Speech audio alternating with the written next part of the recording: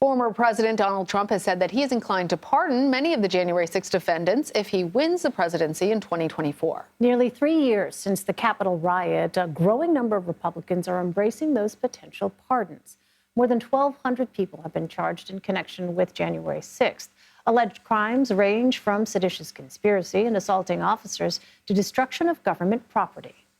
CBS News political reporter Hunter Woodall joins us now. Hunter, talk to us about the Republican Party and how they view the issue of pardons for January 6 defendants.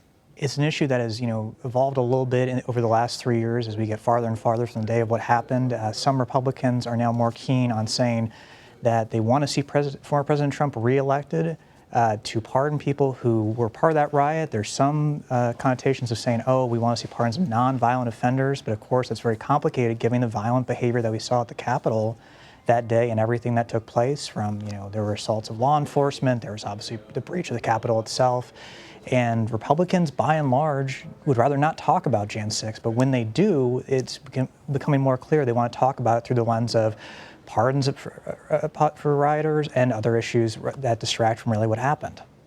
Well, do Donald Trump's rivals in the 2024 race agree with him about this? It's interesting because it's hard to run to the right of Donald Trump on an issue or a topic like January 6th.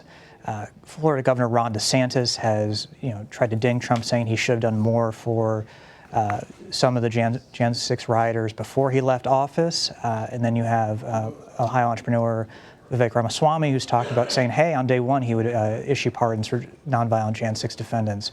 But by and large, people, other Republicans in the race do not want to talk about what happened on Jan 6. They tend to avoid the topic because it's just such a fraught issue for Republicans. Well, who are the Republicans who oppose the pardons? What are they saying? It's a great question because when you look at where the party is now, critics of Donald Trump really don't hold elected office that much on the Republican side. And critics of him for his role and actions on January 6th have dwindled considerably since the day of the attack. You obviously had people who voted to impeach him after the Capitol attack. I mean, there's just I believe 2 members left in the U.S. House who voted to impeach Donald Trump after the Capitol attack.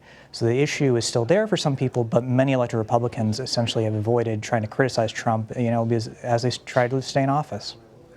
All right, Hunter Woodall in Washington for us. Hunter, thank you.